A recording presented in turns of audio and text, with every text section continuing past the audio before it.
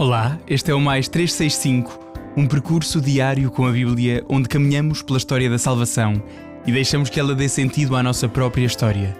Durante 365 dias, do Gênesis ao Apocalipse, com a tradução da Difusora Bíblica, descobrimos que Deus continua a agir no tempo e na vida concreta de cada um.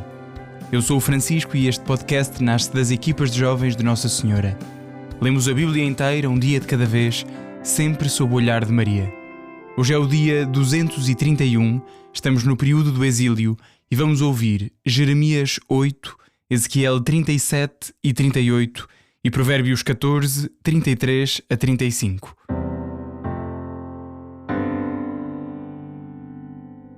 Jeremias 8. Naquele tempo serão retirados dos seus sepulcros os ossos dos reis de Judá, os ossos dos seus príncipes e os ossos dos sacerdotes, os ossos dos profetas e os ossos dos habitantes de Jerusalém, oráculo do Senhor. Serão expostos ao sol, à lua e a todos os astros celestes que eles tanto amaram e serviram, atrás de quem andaram e a quem consultaram e adoraram.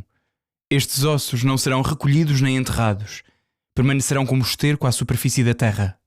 Os sobreviventes desta raça perversa hão de preferir a morte à vida em todos os lugares para onde os dispersei, oráculo do Senhor do Universo. Diz-lhes: assim fala o Senhor. Se alguém cai, não se poderá levantar. Não poderá voltar aquele que se desviou. Então, porque se revolta este povo, e Jerusalém persiste na rebeldia. Obstinam-se na má fé e recusam converter-se. Atentamente os ouvi, não falam, porém, com sinceridade. Nenhum deles se arrepende da sua maldade, dizendo: que fiz eu? Retomam todos a sua corrida, à semelhança do cavalo que se lança em combate. Até a cegonha nos ares conhece os seus tempos. A rola, a andorinha, o grou pressentem o tempo da sua migração. O meu povo, porém, não conhece a lei do Senhor. Como podeis dizer: somos sábios, a lei do Senhor está conosco, se a pena mentirosa dos doutores da lei transformou a lei em mentira? Os sábios serão confundidos, ficarão consternados e cobertos de vergonha por terem rejeitado a palavra do Senhor. Afinal, que sabedoria é deles? Eis porque as suas mulheres serão dadas a outros e os seus campos aos conquistadores. Porque desde o mais pequeno ao maior, todos se entregam a lucros desonestos. Desde o profeta ao sacerdote, todos praticam a mentira. Tratam à toa as feridas do meu povo, dizendo: paz, paz, mas não há paz. Deveriam envergonhar-se pelo seu proceder abominável, mas eles não se envergonham, nem sequer sabem corar. Por isso cairão entre as vítimas, perecerão quando eu os castigar, diz o Senhor. Vou reuni-los todos e arrebatá-los, oráculo do Senhor. Não ficará uma só uva na vinha, nem um só figo na figueira. Todas as folhas murcharão. Entregá-los-ei a quem os despoje. Porque estamos aqui parados. Reuni-vos, vamos para as praças fortes, para aí perecermos. Porque o Senhor, nosso Deus, decidiu que pereçamos. Faz-nos beber água envenenada, porque pecamos contra o Senhor. Esperávamos a paz e nenhum bem encontramos. Um tempo de exaltação, e eis que só há terror. Desde Dan ouve-se já o relinchar dos seus cavalos. Toda a terra estremece com o estrépito dos seus corceis. Chegam, destroem o país e as suas riquezas, a cidade e os seus habitantes. Enviarei serpentes contra vós, víboras insensíveis aos encantamentos que vos morderão. Oráculo do Senhor. A minha dor é sem remédio, e o meu coração desfalece. Eis os gritos de angústia do meu povo, vindos de uma terra longínqua. Porventura não está o Senhor em Sião? Não habita nela o seu rei? Por que razão me irritaram com os seus ídolos, com divindades de outros países? Passou a ceifa, terminou a colheita, e nós não fomos salvos. Sofro com as feridas do meu povo, tudo me parece tenebroso. Apoderou-se de mim a desolação. Porventura não haverá bálsamo em Gileade, não se poderá encontrar lá nenhum médico. Porque não cicatriza a ferida do meu povo. Oh, tivesse eu na minha cabeça um manancial e nos meus olhos uma fonte de lágrimas. Dia e noite choraria as chagas do meu povo. Ezequiel 37. A mão do Senhor desceu sobre mim. Então conduziu-me em espírito e colocou-me no meio de um vale que estava cheio de ossos. Fez-me passar junto deles, à sua volta, e eis que eles eram muitos sobre o solo do vale e estavam completamente ressequidos. O Senhor disse-me: filho de homem, estes ossos poderão voltar à vida. Eu respondi: Senhor Deus, só tu sabes. Ele disse-me: profetiza sobre estes ossos e diz-lhes: ossos ressequidos, ouvi a palavra do Senhor. Assim fala o Senhor Deus a estes ossos: eis que vou introduzir em vós o sopro da vida para que revivais. Dar-vos-ei nervos, farei crescer a carne, que revestirei de pele, e depois dar-vos-ei o sopro da vida para que revivais. Assim sabereis que eu sou o Senhor. Profetizei segundo a ordem recebida. E aconteceu que, enquanto eu profetizava, ouviu-se um ruído, depois um tumulto ensurdecedor. Entretanto, os ossos iam se juntando uns aos outros. Olhei, e eis que se formavam os nervos, a carne crescia, e a pele cobria-os por cima, mas neles não havia espírito. Então ele disse-me: profetiza, profetiza, filho de homem, e diz ao espírito: assim fala o Senhor Deus. Espírito, vem dos quatro ventos, sopra sobre estes mortos, para que eles recuperem a vida. Profetizei como me era ordenado, e imediatamente o espírito penetrou neles. Retomando a vida, endireitaram-se sobre os pés. Era um exército muito numeroso. Ele disse-me: filho de homem, esses ossos são toda a casa de Israel. Eles dizem: os nossos ossos estão completamente ressequidos, a nossa esperança desvaneceu-se. Ficamos reduzidos a isto. Por conseguinte, profetiza e diz-lhes: assim fala o Senhor Deus: eis que abrirei as vossas sepulturas e vos farei sair delas, meu povo, e vos reconduzirei à terra de Israel. Então reconhecereis que eu sou o Senhor Deus, quando abrir as vossas sepulturas e vos fizer sair delas, ó meu povo. Introduzirei em vós o meu espírito e vivereis. Estabelecer-vos-ei na vossa terra. Então reconhecereis que eu, o Senhor, falei e agi, oráculo do Senhor. Foi-me dirigida a palavra do Senhor nestes termos: filho de homem, toma uma vara e na parte superior escreve: ajudai aos israelitas que estão com ele. Depois tomarás uma outra, sobre a qual escreverás: a José, vara de Efraim, e a todos os israelitas que estão com ele. Juntá-las-ás depois uma à outra, para que formem na tua mão apenas uma vara. E quando os filhos do teu povo te disserem: não queres explicar-nos o que isso significa? Tu lhes responderás: assim fala o Senhor Deus: eis que eu tomarei a vara de José, que está na mão de Efraim, e as tribos de Israel, que lhe estão associadas, e as juntarei à vara de Judá. E deles formarei uma só vara, para que sejam uma só na minha mão. As varas sobre as quais escreverás estarão na tua mão à vista deles. E então lhes dirás: assim fala o Senhor Deus: eis que eu tomarei os filhos de Israel de entre as nações, por onde se dispersaram, vou reuni-los de toda a parte e reconduzi-los ao seu país. Farei deles uma só nação na minha terra, nas montanhas de Israel, e apenas um rei reinará sobre todos eles. Nunca mais serão duas nações, nem serão divididos em dois reinos. Não se mancharão mais com os seus ídolos e nunca mais cometerão infames abominações.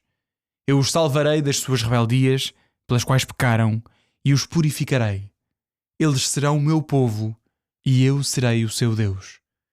O meu servo David será o seu rei, e eles terão um só pastor. Caminharão segundo os meus preceitos, observarão os meus mandamentos e os porão em prática. Habitarão o país que eu dei ao meu servo Jacó e no qual habitaram seus pais. Aí ficarão eles, os seus filhos e os filhos de seus filhos para sempre. David, meu servo, será para sempre o seu chefe. Farei com eles uma aliança de paz, será uma aliança eterna.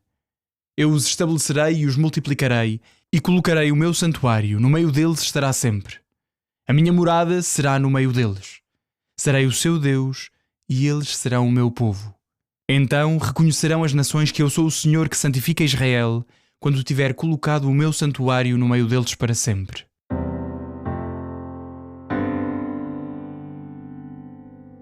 Ezequiel 38.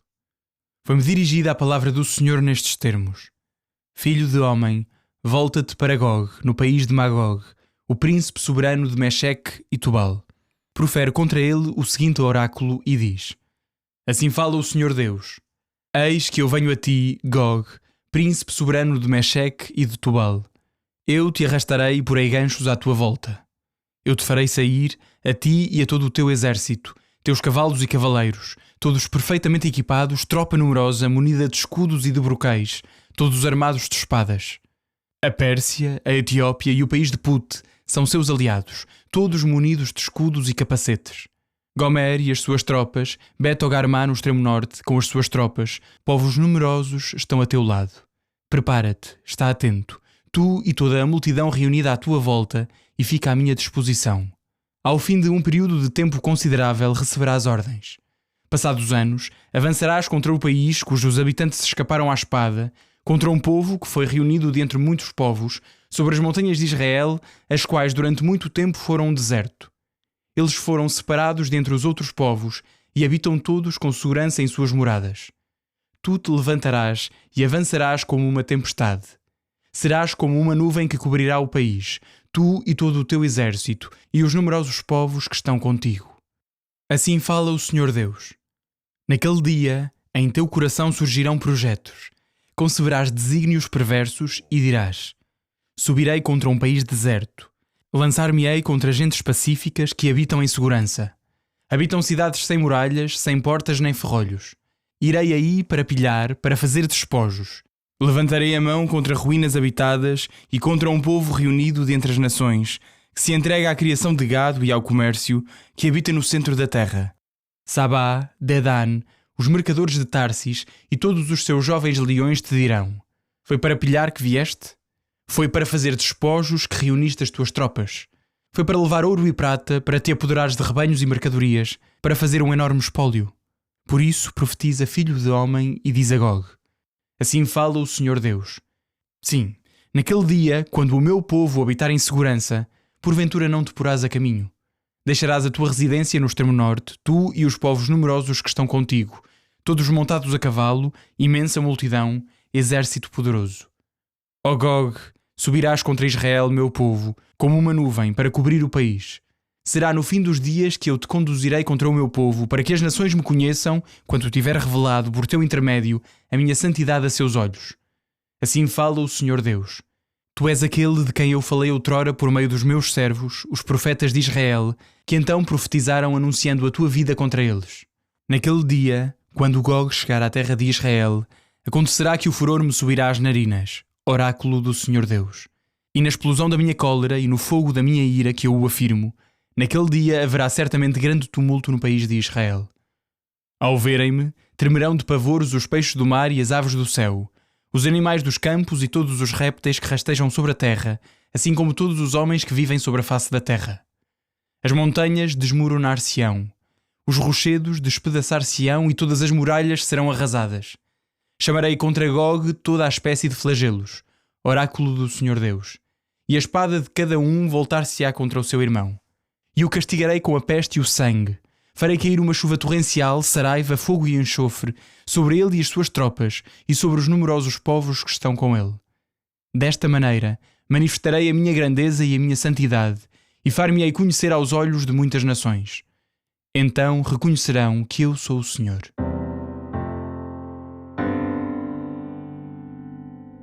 Provérbios 14, 33 a 35. A sabedoria repousa no coração ponderado, mas não se faz sentir no meio dos insensatos. A justiça engrandece as nações. O pecado é a ruína dos povos. O servo prudente goza do favor do rei. O insolente sentirá a sua cólera.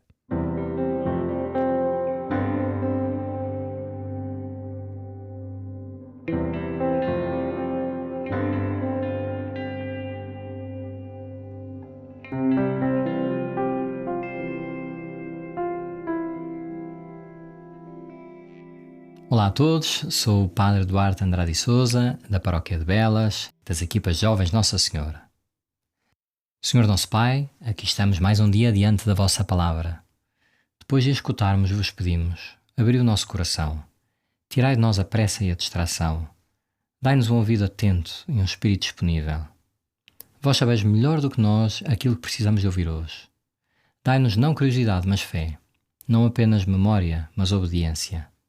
Que esta vossa palavra, depois de ouvida, seja acolhida, e depois de compreendida, seja por nós vivida. Vinde, Espírito Santo, e falai ao coração de quem agora vos escuta. Por Cristo Nosso Senhor. Amém. Caros amigos, dia 231, começando com Jeremias, e vamos ver logo a ligação com Ezequiel. Aqui no livro de Jeremias continuamos com este tema terrível, que é a obstinação de Judá em não se arrepender. a rebelião de Jerusalém, a falta de sabedoria das pessoas que não aceitam a vontade de Deus. O capítulo 8 começa assim: Naquele tempo serão retirados dos seus sepulcros os ossos dos reis de Judá, os ossos dos seus príncipes, os ossos dos sacerdotes, os ossos dos profetas e os ossos dos habitantes de Jerusalém, oráculo do Senhor. Só falamos de ossos. E a imagem central do livro de Ezequiel, do capítulo que hoje vamos ver, 37, é esta profecia muito conhecida dos ossos ressequidos. Começa com uma pergunta que é muito bonita. Deus, diante da visão do vale cheio de ossos, começa por perguntar, não afirma, mas pergunta: Filho do homem, poderão estes ossos voltar à vida? Deus também muitas vezes nos pode fazer esta pergunta para a nossa vida, para, digamos assim, situações ressequidas. Será que este casamento ainda dá a volta? Será que esta pessoa ainda tem remédio? Será que esta família ainda se pode reconciliar? Será que este pecado, este vício antigo que eu tenho, será que eu consigo largá-lo? Ou aquela pessoa que deixou de acreditar, será que ela ainda pode acreditar? Então Deus pergunta: Filho do homem, poderão esses ossos voltar à vida? E a resposta diz que ela é muito bonita porque é humilde. Ele diz: Senhor Deus, só tu sabes. Só Deus sabe isso. Mas Deus sabe e dá a resposta. E não dá a resposta só por palavras. Faz renascer aqueles ossos. Eu sempre olho para este episódio quase como uma coisa, devo dizer, de ficção científica. Nós vemos a descrição dos ossos que começam a ficar com nervos e depois vem a carne e depois a seguir vem a pele e tudo aquilo começa a crescer. Isto é um filme de ficção científica. Mas enfim, passando isto, o que é que isto significa? Os ossos representam uma esperança perdida, a morte simbólica. Nós vemos isso nas pessoas, muitas vezes. Estão vivas, mas às vezes espiritualmente estão mortas. Não têm esperança, deixaram de rezar, vivem sem sentido, habituaram-se ao pecado. E o milagre acontece quando Deus faz renascer a nossa vida. É isso que nós chamamos de conversão. Uma coisa bonita é que Deus não cria um corpo novo, mas reconstitui o que estava destruído. Ou seja, Deus pega naqueles ossos e dá-lhes uma nova vida. Deus pega em nós, mesmo quando estamos lá em baixo, mesmo quando estamos ressequidos, e faz-nos uma coisa nova. Mas não deita fora a nossa história, não ignora as nossas feridas, mas redime todas estas coisas. Trabalha com o que tem. Como na multiplicação dos pães e dos peixes. Pergunta primeiro: o que é que tendes? Dê-me aquilo que tem. E depois fazemos o milagre da multiplicação. Depois há outra coisa muito bonita, que é a lógica da Bíblia. Primeiro vêm os nervos, a carne, a pele, mas continuam sem vida. E depois vem este sopro, o ruá hebraico, ou seja, o Espírito de Deus. O que é que significa?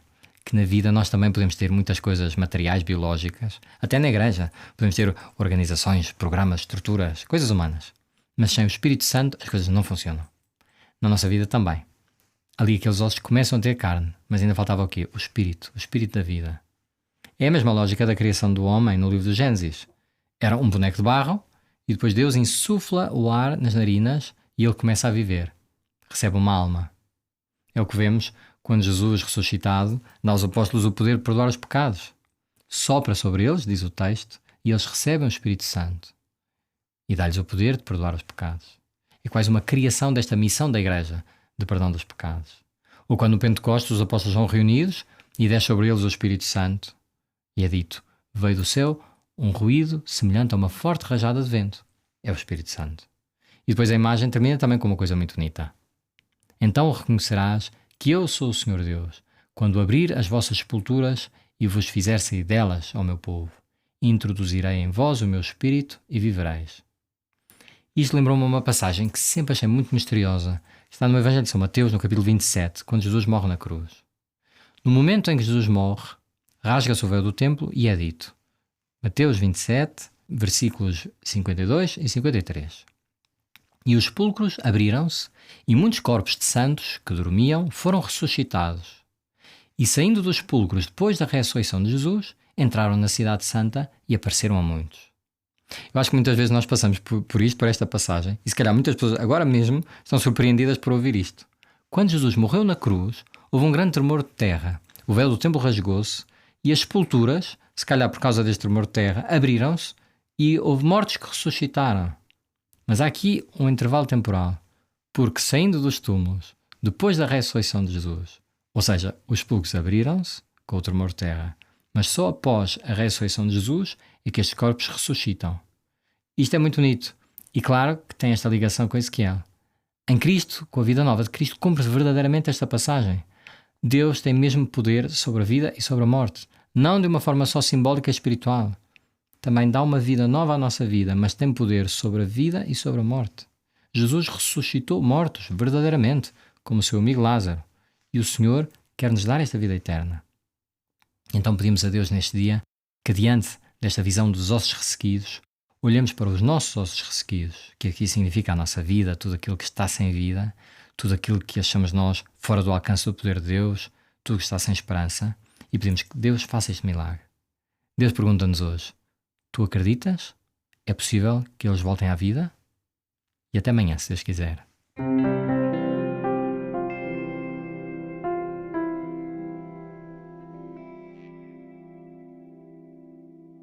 A minha alma glorifica o Senhor, e o meu espírito se alegra em Deus, meu Salvador.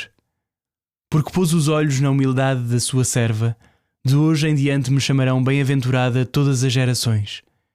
O Todo-Poderoso fez em mim maravilhas, santo é o seu nome. A sua misericórdia se estende de geração em geração sobre aqueles que o temem. Manifestou o poder do seu braço e dispersou os soberbos. Derrubou os poderosos de seus tronos e exaltou os humildes. Aos famintos encheu de bens e aos ricos despediu de mãos vazias. Acolheu a Israel seu servo, lembrado da sua misericórdia, como tinha prometido a nossos pais, a Abraão e à sua descendência para sempre. Glória ao Pai, ao Filho e ao Espírito Santo, como era no princípio, agora e sempre. Amém.